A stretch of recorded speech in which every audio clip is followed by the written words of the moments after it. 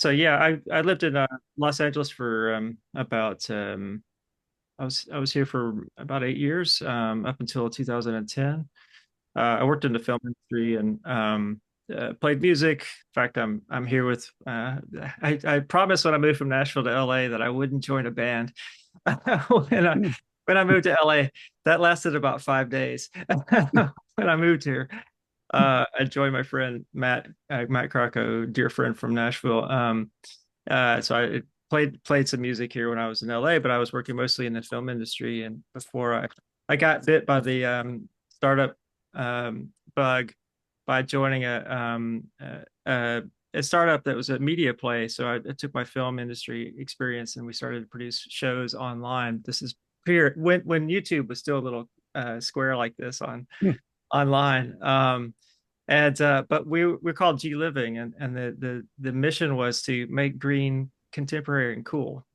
So knowing that green would come and go, and environmentalism had kind of went through its moments during different decades, and knew that the trends would continue to come and go and shift, but climate and the environment and environmental justice were always parts of my kind of my DNA. And so I joined a startup in Venice Beach, and we built a studio. We raised money and built a studio and started producing content here in LA. Hmm. And we were covering things like in green contemporary architecture and fashion and food. We had like a kitchen, a really cool contemporary kitchen. We do shows, and we had bands in there as well. But and Tesla was just coming on, so that made green contemporary and cool was easy when you had Tesla coming online because it was a cool, sexy green car. Hmm. But all this to say is that I fell in love with Los Angeles, and I didn't expect to. I never expected to live in LA, but when I came here, I really fell in love with it. The people and the obviously the environment and just all the cool things you could do. And so when the fires break out, which which they do quite frequently, it seems. I always have kept a keen eye on what was happening here, and once I moved from G Living and that kind of the media play, I studied permaculture. I met somebody, if you're familiar with permaculture, it's kind of a closed system design, a way of thinking of designing systems that are closed, so you have no waste, so that anything there's inputs are coming from your outputs. And if you can design a system that actually is self-perpetuating by really elegant and beautiful design, you can create something that's sustainable. And I just love this approach called permaculture. And then that led to I joined a solar company and started working with the city as we were trying to bring solar into the city, and started to work with like lower income communities of South LA and around Compton and Watts. And we were working with the communities there to bring in, like, empowering the communities with solar energy. So I started working with the city, and so now flash forward to now, meeting Greg Apodaca in the AI working group as part of OpenEXO, who worked with the city for over 10 years. We had a kinship and really shared interest in addressing climate and doing something, using technology, exponential technologies, and of course including artificial intelligence. And so when we started talking over a year ago, and Greg told me about his green economy conference that he held in Pasadena, I really wanted to help. And so STS we actually presented at the conference last year. Well, this is now 2023, looking at ways that we can help the city of Los Angeles leverage artificial intelligence to divert waste from landfills. So one of their big goals and visions was to divert all waste from landfills. And so how the heck do you do that? That's a big complex problem. And so we started to basically look at ways we could leverage AI and STS and help the city there. And now and we won't go into this too much because there's a bigger issue that LA is facing and Greg is facing personally, with the fires that have broken out. And today we'll talk about a specific use case working with Greg, but I just wanted to give a little bit of background as to why I'm in LA and to where how Greg is going to step into this conversation today. So thanks for being here, Greg, and thank you everybody for being here. Miguel, you have your hand raised. Yes, I just want to tell you that I was involved in creating, we couldn't accomplish, but it was a project for a city compost.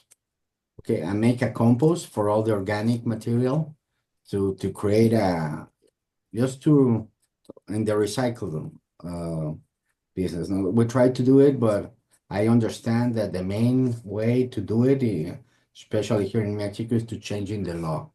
And it was very, very difficult because all the recycling companies or the landfills are they want the garbage, and also they are producing waste with organic food. So actually, when I went with them, I was escorted out with some guards. So what I'm trying to tell is that sometimes you have to put the effort, like in this case, in legislation. But Mm, I just want to to give you my experience. That's it. right on.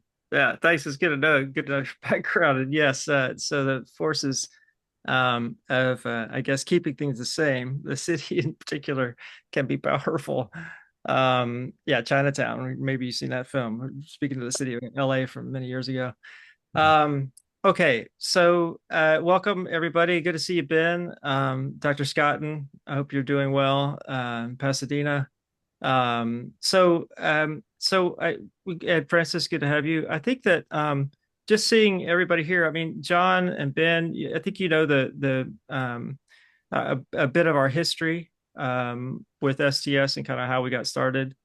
You've been on these webinars before. I was going to give a little bit more context and background today in terms of like some of the kind of the main features. Actually, you know what? I think I'm still going to do this because I think that it's important. We've done a lot of work on our side in terms of really understanding the key issues and where our strengths are with the tool. You know, so as we set out to really help companies make better decisions and do better, more strategic thinking. But then we start to discover as we're talking to people and understand the problems that businesses and people or organizations are facing, we start to get more refined into like, you know, what are the say key features that are really helping and the main functionalities that really stand out. So with that, I'm just going to share my screen really quickly.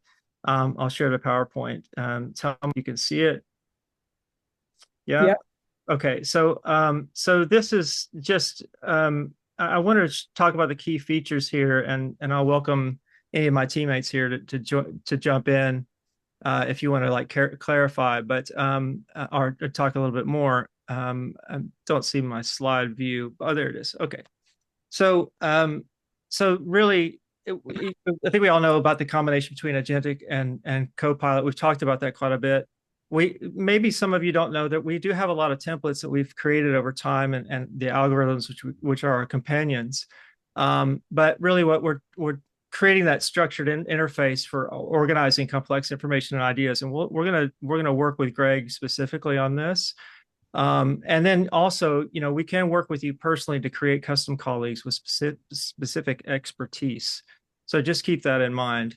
And really the functions here for this is to kind of facilitate the stakeholder alignment and mediation. So as you're trying to work through complex issues, one of the issues that we've seen, you know, if you know this working within the OpenEXO framework is the change management and the importance of having that stakeholder alignment. So projects will fail without that real alignment with everybody that's on the, say, the decision makers and then actually the planners themselves. So streamlining that the project initiation and planning is really where we're starting to shine. And you know that comes out of that brainstorming in the beginning and that idea generation when you're trying to tackle a specific problem. So that then supports the strategic decision making that comes after that. So you have an idea, you start to brainstorm, you're getting alignment with the whole team, and then you start to prioritize your actions so you can actually manage the project effectively. So yeah, please, if there's any questions or comments, just jump in. But Ben, what's on the templates? Do you have like a description and index of that describes all those templates, how they're used? So some of the templates are like the ones that you can just choose when you just drop down. So we can, Priya, when you do your demo, you can show where some of those templates are. But also, like with certain clients that we're working with, we can build out specific templates for their use cases. So their workflows. If you have something that say your clients, all your clients go through, maybe all your consultants, or they all, if they go through the same things, we can create those templates for you. Um, uh, yeah, so Add a little piece to the templates as well. So there are templates, and some of those templates are openly accessible to everybody. Some of those templates, the way STS is designed, is you can create templates and share them with a select group of people, so they're not all available to everybody. The other element of the template is you can build your own templates. You could share with your team. You could share it with your customers. So we have a database of templates, over 100 templates. But also the thing with STS is if you see a template and it's not exactly what you were looking for, you can add to it, you can edit it, you can customize it. So we don't have to look at templates in STS, go, oh, that's not right for me. It's for me. You can make it right for you. And that's one of the great things about STS is just start with a basic template and then make it perfect for your needs. And so when I'm gonna work with the demo a little in a little bit, just really think about how am I working with the tool to develop a template. So it's a thinking tool, and we want to give you all the power to develop what's perfect for your needs, but we will have starter templates. Sorry if I went too long there. no, it's all right. In fact, it just kind of leads into this. But does that help answer your question? Was that John? I think. Yeah, so do you have like an index with a description of all those templates so you can quickly go through to see which ones would be useful and not? I will We show you do when I do the demo. Yeah. Oh, uh, go ahead, Francis. Sorry, I heard you. like we don't have publicly accessible the list of the 100 plus templates, but we're working on that. That will be made available sometime next month. Okay, Great. thank you. Cool. Thank you. So somebody that's actually working on it. So thank you, Francis, for trying.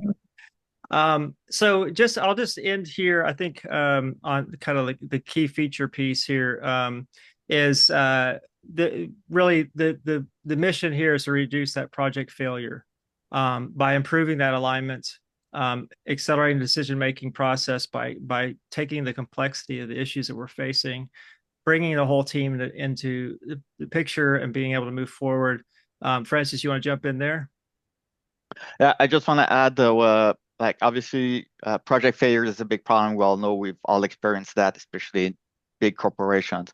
But I think, especially in the kind of challenges that Greg and his neighbors are facing right now, uh, one of the key problems is not just that projects are failing, but also that projects are not started. So how do you get people again going back to alignment and planning and making realistic plans that people can get behind and support because they understand it and they've been part of putting them together. So it's there's the cost of a project that fails, but there's also the opportunity cost of not starting the projects that should be worked on. Right. Right. Great point. And I think that there'll probably be, I think, as we talk about the situation on the ground here in LA, I can imagine there's going to be a lot of really good projects that probably will never get off the ground because they're not heard, or maybe they don't get enough steam, or maybe it's like they don't have a tool like STS and really in order for them to put together a really cohesive plan that could be pitched or presented to decision makers within the city. And so one of my missions and ideas for being here, we were coming to San Francisco anyway, the STS team. But I wanted to come down into LA and start talking to people on the ground to see who could, can we put this in the hands of folks that really have great ideas, great initiatives. I know people here from, that basically have addressed some of the challenges that we're looking at now in Los Angeles. So if they have a tool like this, can they be empowered or given the ability that they wouldn't have otherwise if they just had an idea? instead of having something like this that can help formalize it more succinctly and powerfully. So it's that last point is providing that structured approach to capturing and organizing the information. That really, I think, is a key feature. So as we move into today, obviously there are massive complex problems. There's numerous stakeholders from the city down to individual homeowners and renters, and businesses, obviously. There's a need for stability and response. People are displaced. Greg, you can talk to that a bit, and also for new solutions. I mean, just looking at the decimation with the Pacific Palisades, for example, I couldn't believe where there were neighborhoods upon neighborhoods that they're just completely gone now. It's like, what were they all built? These buildings were all built the same way, and they just couldn't withstand within the ecosystem they were built in. It co-evolved with fire. The chaparral is the name of the ecosystem here, and it co-evolved with fire. But we built homes that were not built to withstand fire. So there's many resources and there's many immediate needs. So what I'd like to do just at that point is stop sharing, and basically, if there's, I'm going to pause for any questions or any for clarification from what we shared so far, but then turn it over to you, Priya, and Greg to start talking about a specific use case for somebody who's had, obviously immediate impact from the fire itself. So, Priya, do you mind taking it from here? And maybe, and Greg, you can introduce yourself for those that don't know you. And tell us a little bit, Greg, about your story and what you've accomplished thus far, and so that'll sort of help everyone get on the same page and know where we're going to go with the conversation. If you could do that, Greg, because we had a bit of a conversation in advance. So yeah, there's thanks, Priya and Ben and Francis. My story in the last 2 weeks is my life has been turned upside down, and working with the city of Los Angeles and seeing the devastation, 9,600 buildings flattened in my community, in my specific private neighborhood where I was living. Out of 34 homes, 29 are gone. So it's, we've been back up there. There's just rubble. It's the only thing left standing was a statue of Buddha that we had that was solid rock. All this is to say that that's just in the Eaton Canyon fire. In Palisades, I think it's going to be approximately the same. So my work is speeding and scaling environmental solutions. I help save the planet for humanity. I have the opinion that cities are the better way to work instead of nations for the future of volatile climate change that we have entered. We need to make better decisions. We need to make decisions together. And that point was just made so much more powerfully when a week ago Tuesday, we had to evacuate our home about 7 p.m. And when I was on my neighbor's roof and we saw the smoke and the fire looked like it was about 2 miles from our house, and I said, we need to get the hell out of here. So I've been talking about this concept called VUCA for a long time. That's volatility, uncertainty, complexity, and ambiguity that we've already started wading into with climate change. And it was just brought home, and now I'm living it, right? Without a home anymore, without very few possessions, we have to rebuild our lives from a clean sheet of paper. And luckily, the 29 neighbors in my community are meeting weekly on Zoom to share information and expertise, and maybe we'll share architect and construction costs when we want to rebuild. But it's so much more emotionally stable when you're going through this with other people living the same thing. And I think that as we deal with insurance companies and lawyers and FEMA, and we have to find new copies of passports and social security cards and all that stuff, it just is a nightmare to have to handle rebuilding your life at the same time as dealing with, your regular business. So it's easy to put on a strong face and say, yeah, we're fine, but you know what, we're not. you okay? Do you want us? You good there, Greg?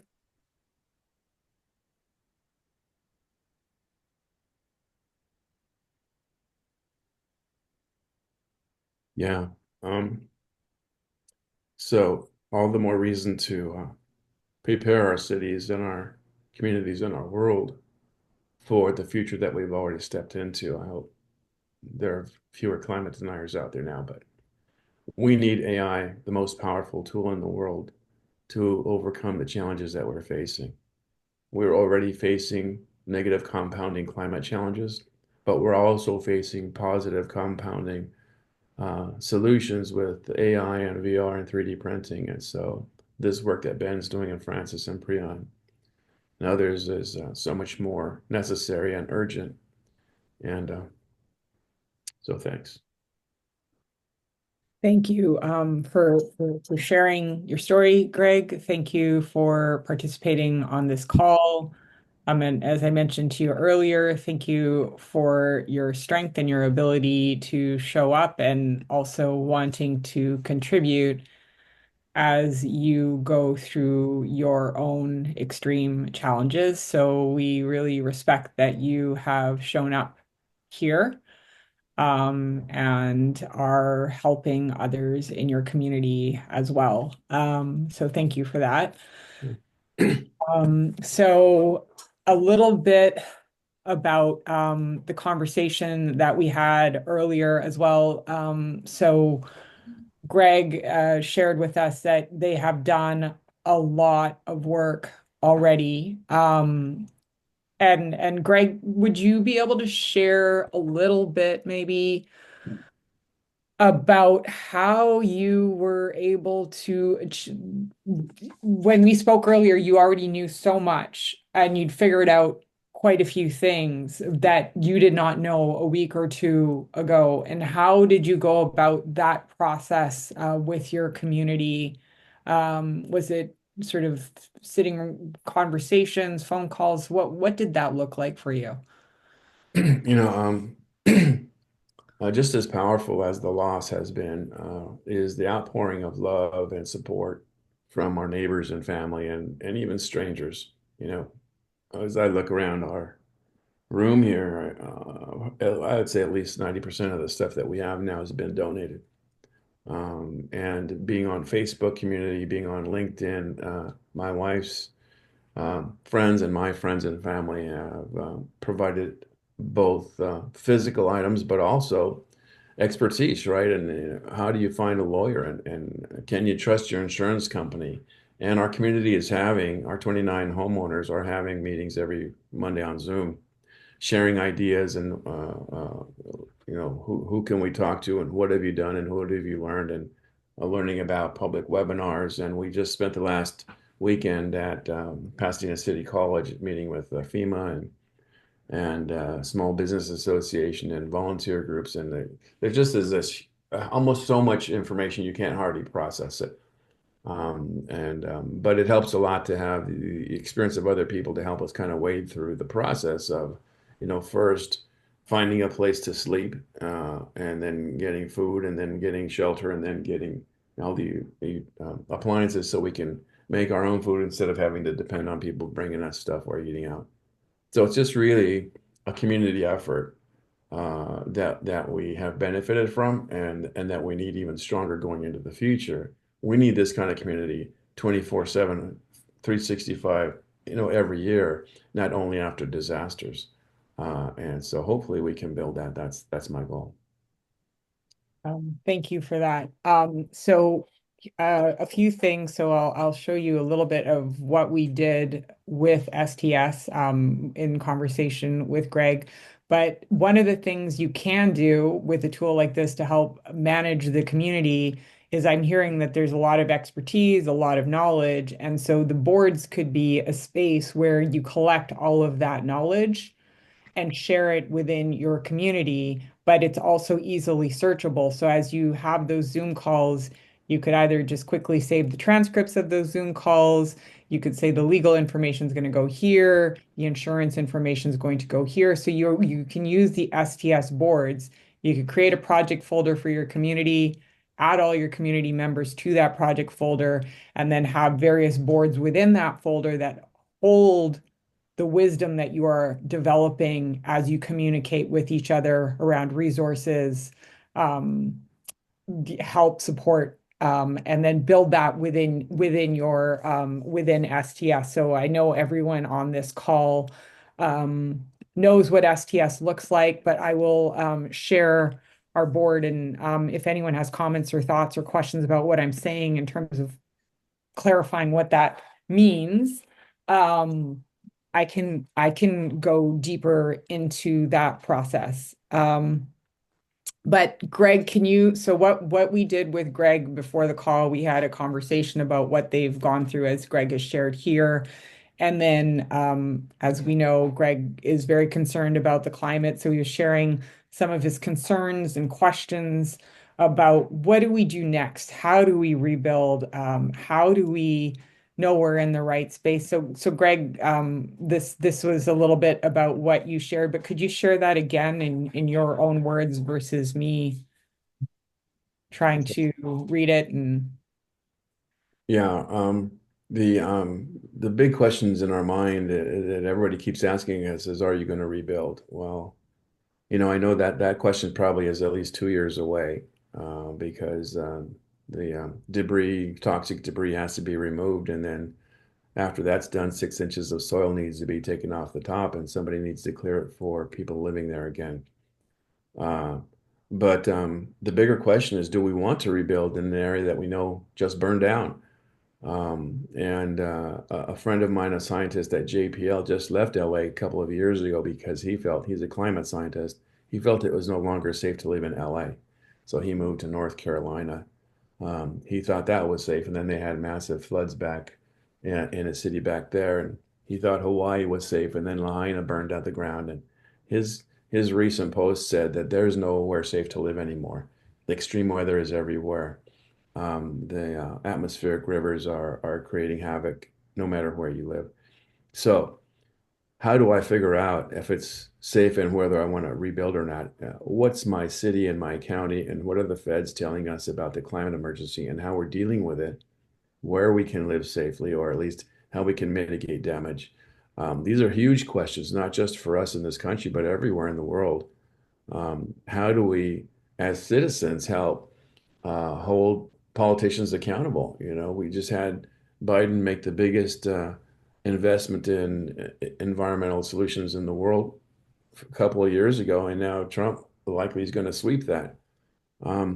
So what can we do to help other people understand that we have an emergency on our hands and we need to do things differently, very differently?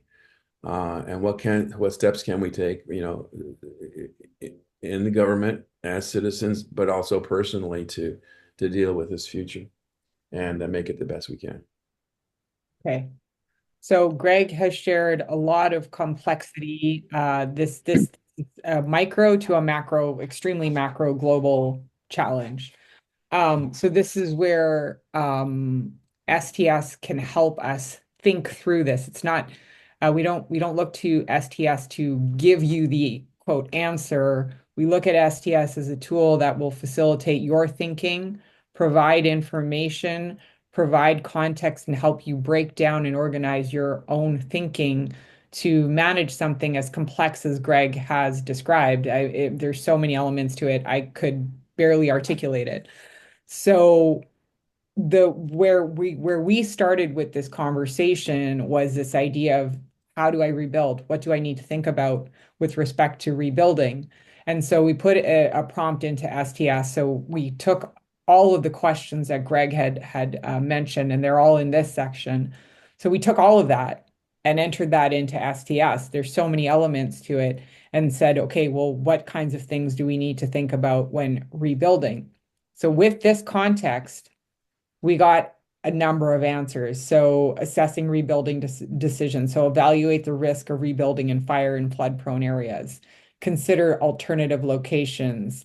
What are some personal actions that we can do to mitigate the risk? So reduced energy consumption, community and citizen engagement, political advocacy action. So we heard Greg talk about all of that. So that's a lot of information that any individual could process. We have it reserved, we have answers, we have things that we can look at. But the next step is to go more micro what's important to you? And he said, well, right now where my life is, this is all I really care about is I need to rebuild. I need to, and Greg, please correct me if I misquote you in any way, shape, or form. But I want to evaluate the risks of rebuilding in fire and flood prone areas.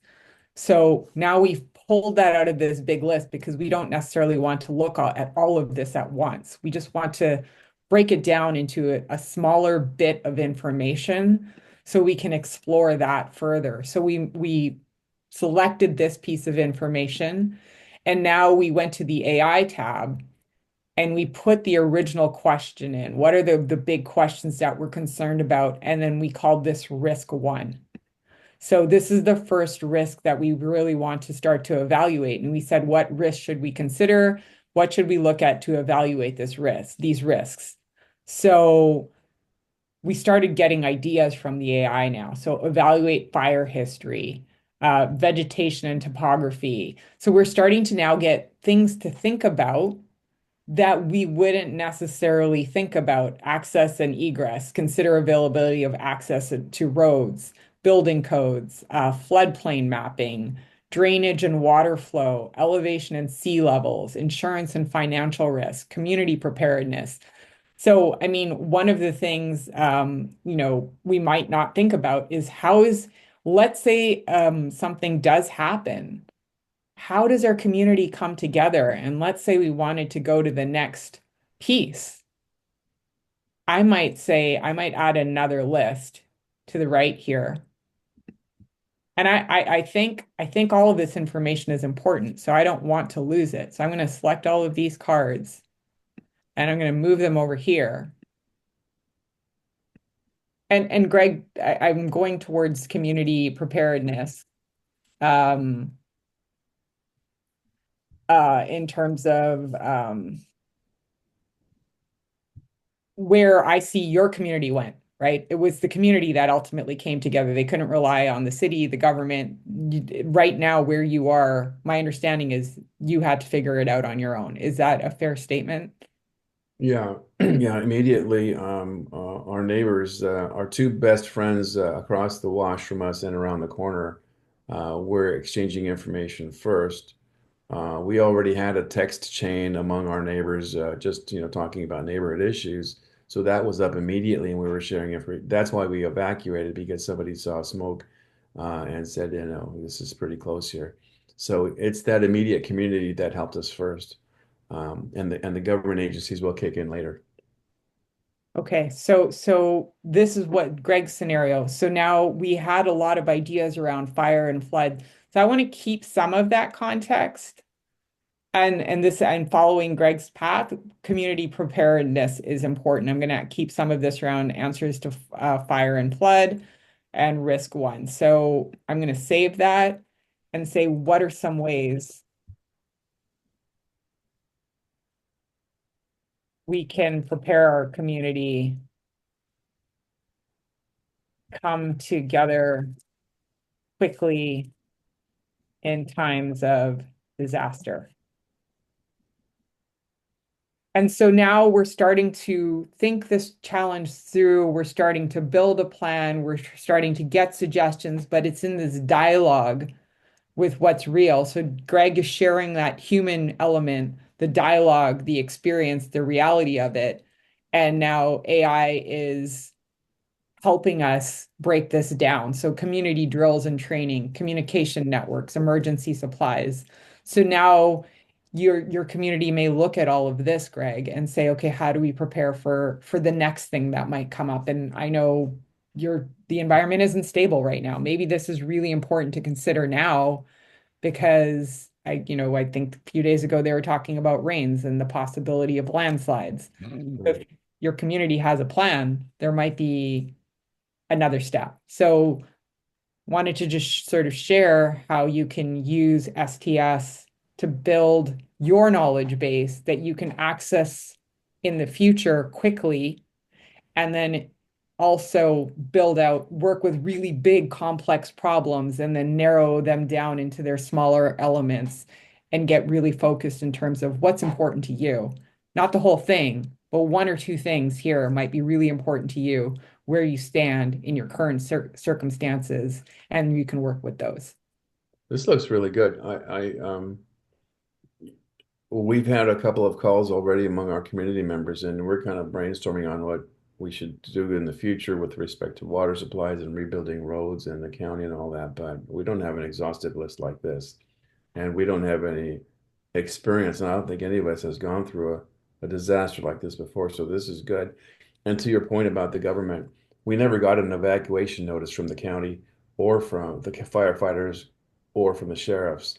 It just happened that somebody on our text chain told us about this other app that was watching the fire, and my wife downloaded it immediately, and it said, "Get out now."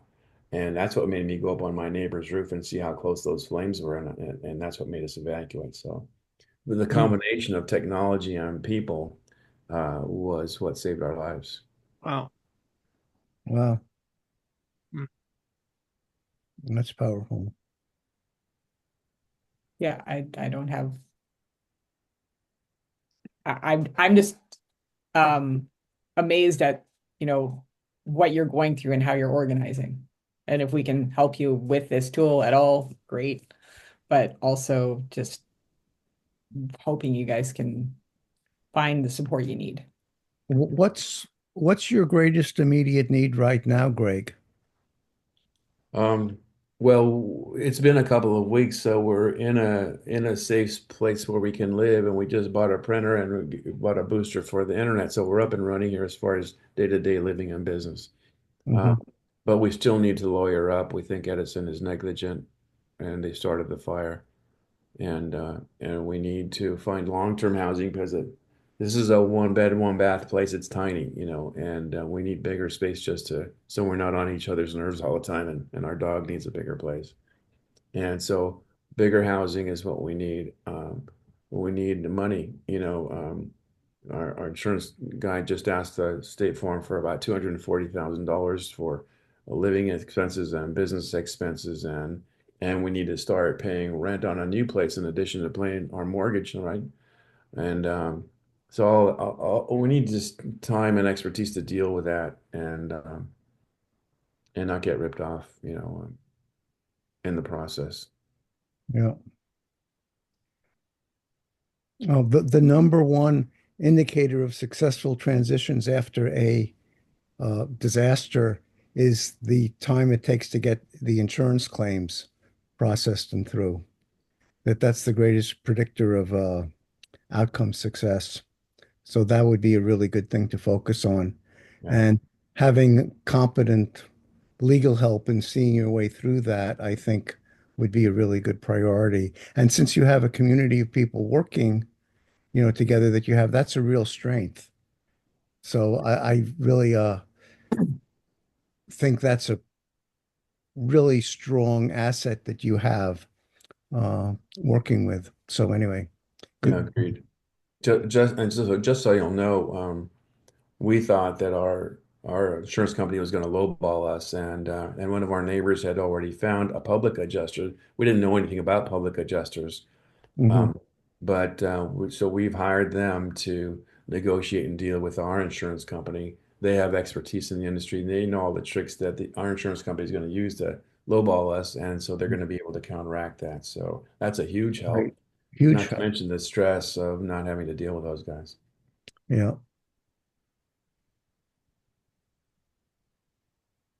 good. Maria, can STS prioritize all these suggestions based on criteria that Greg has? Like what's immediate, what's next, what's next? Yes, so we could take so any sort of based on these immediate needs, if we did that, I could add a list. I'll just keep this here in case someone wants it.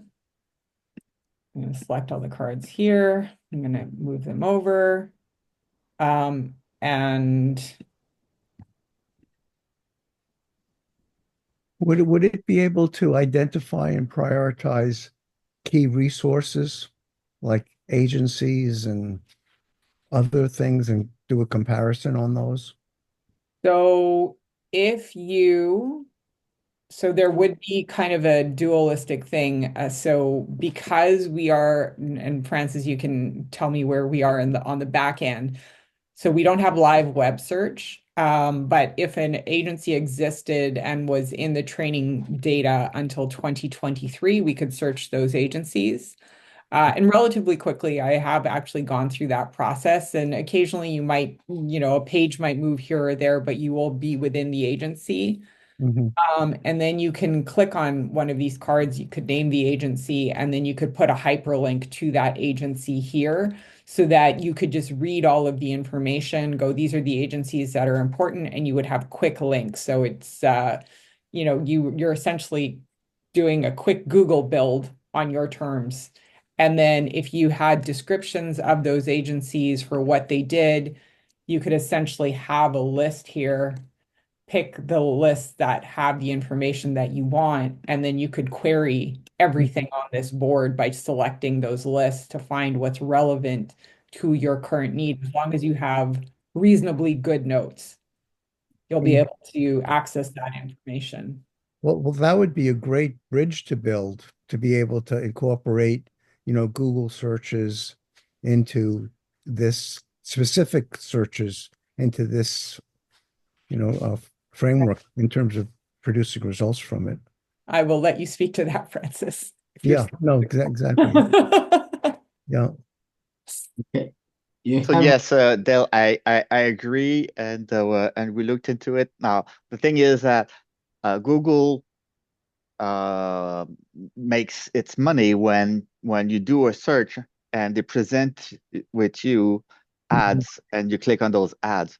So they're not keen on letting software like STS grab results from a web search and present it to users without the ads. So they're Mhm. kind of it Yeah. it sounds simple enough, but I think we're getting to a point where most LLM providers are starting to integrate web searches also. So it's coming, but uh, we had hoped that it would be an easy thing to do, but it's not. So, Yeah. but it's coming. Okay. Good. I just Interesting. And want to Priya's point, like going back to the community, if the community has, let's say, a list of resources that people have, hey, I know of this agency or this group and this company and this. So STS can also be used to aggregate all of that information. And so Mm. anyone from the community that access STS can now, when they add the AI sees that list and can say, yeah, sure, here's a lawyer that Mm. seems to be able to help you with that. Yeah, Ben, that might be a great resource to provide for people working in concert with what Greg's been learning, is actually to start to put something together like that for local communities. So I will show you. So Ben has added a list here, organizations to help those affected by wildfires. So, um, Ben, do you have can you provide a little bit of a description, a quick description that I could search? A Uh, descriptor that you can search. yeah. So based on the What organization, question?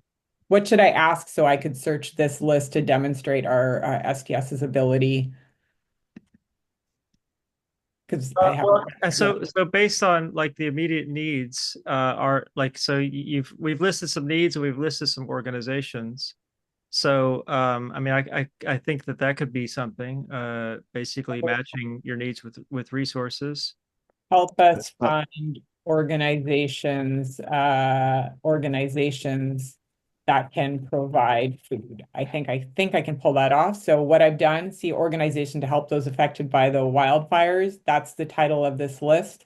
So now the AI knows about it, and I'm going to say help us find organizations that can provide food. It'll find it from this list.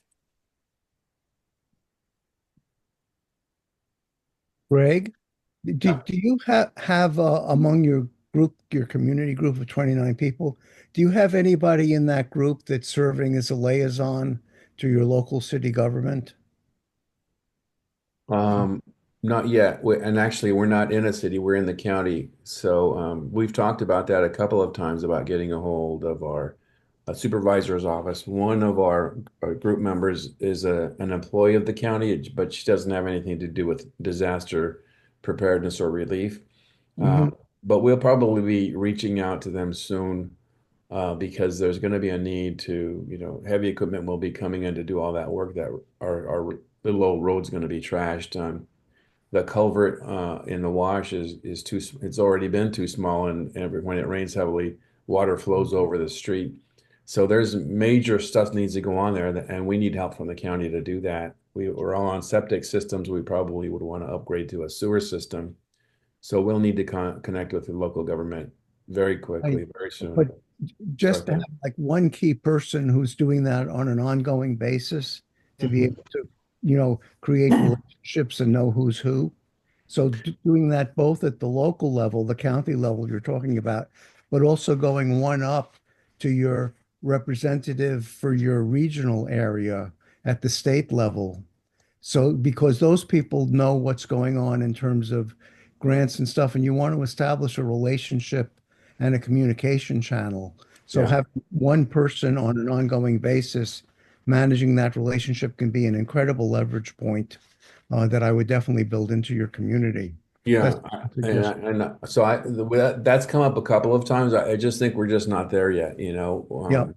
We're building a list of questions right now for what we want to ask the county. And soon someone will need to reach out and be that liaison. It might be me because I want to work with our county supervisor to be a panelist at our next Green Economy Conference. So Mhm. it might be me. Greg, may I say something, please? Yeah. Hey guys, Dr. Tom Scott, and I live in Pasadena. I'm was not affected by the fire personally. However, my son was with smoke damage. Our church has 50 families that lost their homes. My son's daughter's school had over 45 families that lost their home. Uh, the Los Angeles Children's Choir, which is my children performed in, very actually internationally known. Billy Alex came out of there. 48 families out of there. Okay, so Greg, he's a small part of the whole deal. There's about 4,700 homes here, and the county has been meeting with people. They've been having meetings. Okay, Catherine Barger has met several times with the community. Okay, now the thing is that yes, the public adjusters and the recovery specialists and the attorneys have all descended upon the area. They are here. Okay, so I don't think that is a factor that we really need to, you know, spend a lot of time on personally, because I'm saying everybody's already talking to these guys. They are here, but nobody's talking about the rebuilding. Okay, how are we going to rebuild? What type of structures are going to be rebuilt? Okay, uh, we have to make sure that they are going to be fire resistant.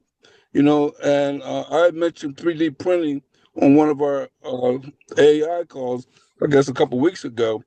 I saw a community in Texas that Lennar recently built, and they built these, I think, 2,500 square foot homes for less than $500,000 that are built on with cement, fire resistant.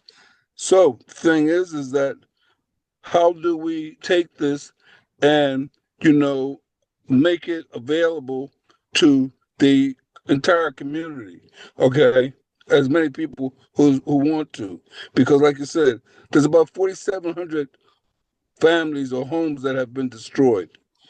Greg lives in a very nice area, and unfortunately, yes, that was one of the big problems with this, was that a lot of people did not get the evacuation order.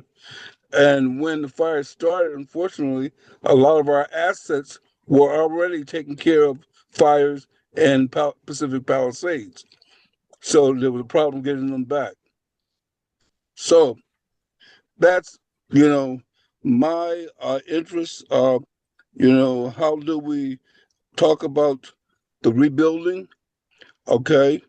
Uh, you know, and Greg may, and I don't mean to, uh, try to overjump or because I cannot. None of us who have not gone through this can ever actually, really understand exactly what the community is going through. Okay. And the thing is, I feel it because a lot of people who are close to me have, lost everything. So, uh, what do we think about that? And Dr. is Scott, that a conversation for another time? I'm sending you virtual hugs. I feel your pain here. This may be a place for you to start. I just put a question in here, look up rebuilding, and start answering these questions. What's this current situation in terms of fire damage? We know it's excessive, probably don't need to answer that, so we'll probably delete that. But where are you starting from? What do you have? Who's involved? And start putting that information in and then start asking more questions. And it won't come to you in one answer. It'll come to you through 15, 20 answers, but just keep reiterating, gathering information because again, Dr. Thomas or Dr. Scott, um, you're dealing with a really, really, really difficult problem. Difficult. Yeah. So, so Tom's made some great points there. I'm into technology just like Tom is. We already been discussing in our community calls about 3D printing and about prefab homes to build for less money. We've already been talking about, some of us out of our 29 homeowners can pool our money and go with one architect and ask for a discount, or same thing with construction people. Can we do that? We've heard that the county wants to deal with all the losses in Altadena as one single, for example, if it was just one single housing development, how could they deal with us, kind of en masse instead of 4,700 different applications? So all those ideas are great. Tom just mentioned something in Texas. That would be a huge help if we could use AI to search out who else has gone through this as a community and how did they approach this and what can we learn from them? So there's a lot of questions out there that need to be answered, and hopefully we can think based on the future instead of on the past and build fire resistant or maybe even fireproof homes if that's possible. So we need to look into all that. If this is helpful, use it or don't use it. I want to be empathetic to where all of you are, but what I'm hearing from both you, Greg, and Dr. Scott, and there's a lot of people who have a lot of information. There's a lot of people who need to access information, and there are a lot of unknowns. Right. And so where I think STS could be helpful is gather as the people you need in a single space, have them put their info, what they know in here so it's accessible to you and you don't have to keep asking the same question of a person repeatedly. Allow that information to be shared amongst various people in different communities. And I think there is an opportunity if you choose to use it, no pressure from my end. But I think there genuinely is an opportunity for you to share information and come to solutions because I think that's what I'm hearing is there's a lot of information out there. It's just not coming together and it's too much information to process to get to the outcomes that you're looking for. And that's what Yeah. Google is for. I mean, I appreciate that. I'd be open to working with STS to make something, available that's profitable to you guys. I know you're a for-profit, and that also serves the needs of community members, here and wherever else disaster hits. I mean, 10,000 potential people could tap into that, and just in the LA area. But Yes. so the person who's leading our calls is the county employee that I mentioned before.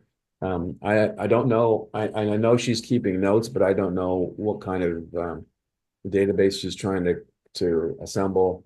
But yeah, let me speak with her and then see if she's interested or if our group is interested in doing this more effectively. And we haven't really talked about using AI as a tool at all yet. So maybe that's another way we can consider. And use Ben as a resource while he's in LA. Like he can sit with you and walk you through the nitty-gritty details of the tool. He knows how to do everything extraordinarily well. So while he's there, take advantage of Ben, and we'll support you as well. And Ben, so if you want to take me to lunch, I'll be happy to accept that. And, Okay, you bet. At least I could do.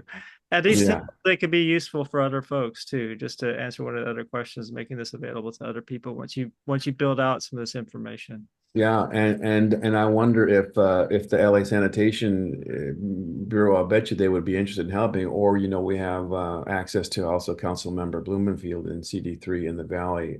So if we could put together a one pager, I'll be glad to help present it to those guys. Okay, we'll take you to lunch, Greg. Yeah. All right. So Thanks, call me, really. When? Okay.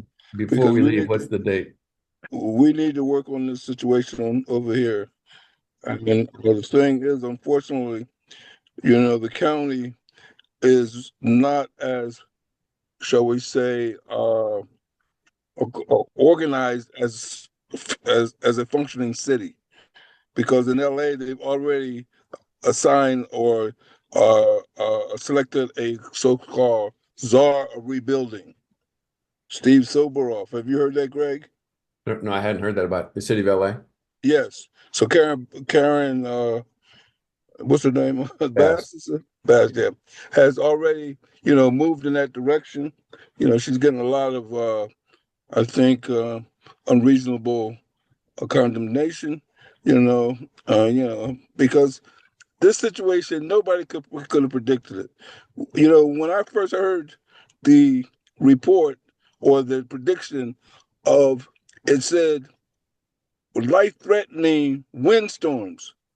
We've had windstorms here before, but they have never been preceded by the adjective or life-threatening. And I said something's wrong here.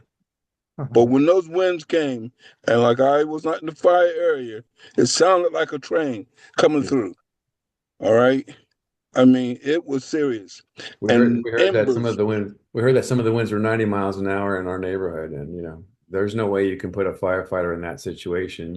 And it was dark and there was smoky. They couldn't get air equipment, helicopters or planes until the next morning to even try and stop the fire. So to your point, Tom, now we have the first point on our graph here, and we know because climate is exponentially getting worse, we can start to create a trend here. And fire season isn't over. This could happen again next week, and we need to be better prepared for the exponential negative compounding effect. Since when was January fire season to begin with? Francis, thank you. I know you have to jump. I do. Thanks everyone. Thanks for sharing. Thanks for supporting. These are trying times, but it's also heartwarming to see people coming together and trying to figure out how to build more resilient communities. So yeah, absolutely. I appreciate all your support and your ideas. And I hope you are able to continue this conversation in LA and build as well.